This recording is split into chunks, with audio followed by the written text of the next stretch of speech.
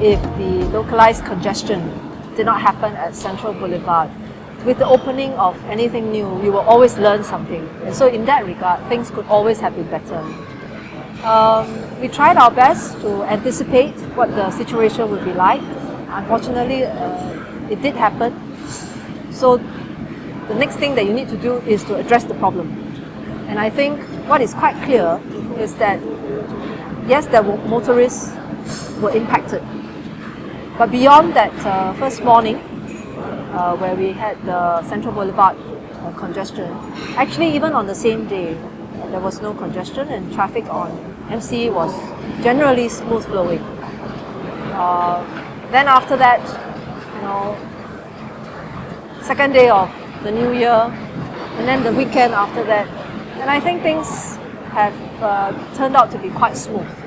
Nonetheless, I think the right thing to do is for us to have a deeper understanding and look into what actually happened and understand what contributed to this localized congestion. But I would say that, in the overall scheme of things, it was the right thing to do to focus on problem solving, and that has been done. Years ago, I had a conversation with a taxi driver, and he told me this. He said, 小姐, some people think that taxi drivers don't have to think. They are so wrong. It is a thinking man's job. You cannot just drive your taxi around mindlessly. You will end up, wasting a lot of fuel, and you waste all your time. And you have to then think when and where there will be fares to be picked up. It is the taxi commuter that pays the ERP charges, not the taxi driver. So to him, all he wants to be certain of is there a fare to be picked up? And if there is no fare to be picked up, the ERP can be very low, can be discounted, still doesn't mean that he will want to go there. To my mind, the more productive conversation is around how you can give taxi drivers better information on where the fares are.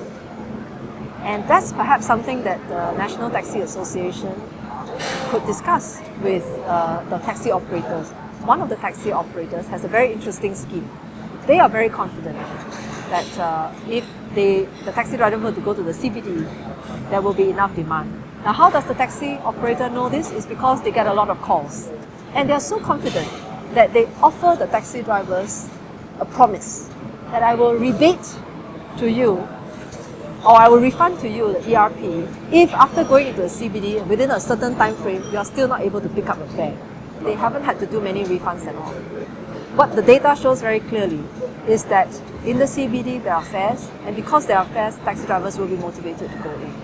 Not all taxi operators do that, right? So perhaps this is also something the NTA could look at, to engage all the other taxi operators that don't have this scheme and encourage them to introduce something like that will give the taxi drivers the certainty.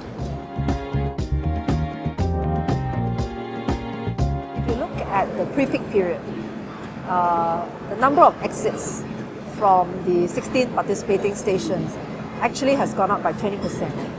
But ridership has not increased by 20%, so what it tells us is that there are people who are shifting from the peak period to the pre-peak period. One lady I spoke to, for example, said that she enjoyed going to work earlier because she could leave earlier. And leaving earlier allowed her, as a result, to prepare dinner for her family and to spend time with them, which she found to be a very meaningful thing to do. We have a program with a health promotion board called the Sunrise in the City, where we use open spaces in the malls to organize exercise activities, and these participants tell us that it's a very good thing because they've always wanted to exercise, but it's always too much of a hassle. You have to rush for work, and so they haven't done it, but now they have this opportunity. So the important observation and learning for us is that it's not just savings of $1 a day and so on. It is that they are experiencing a lifestyle change. That this is helping them to derive benefits in a lifestyle sense. Health benefits, more family time.